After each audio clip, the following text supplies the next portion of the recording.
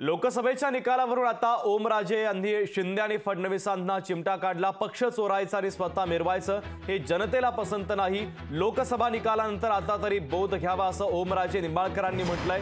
शिंदे फडणवीसांना त्यांनी आता सल्ला दिला असून लोकसभा एक झाकी है, विधानसभा अभी बाकी है असं महत्त्वाचं विधान देखील ओमराजे निंबाळकरांनी केलंय।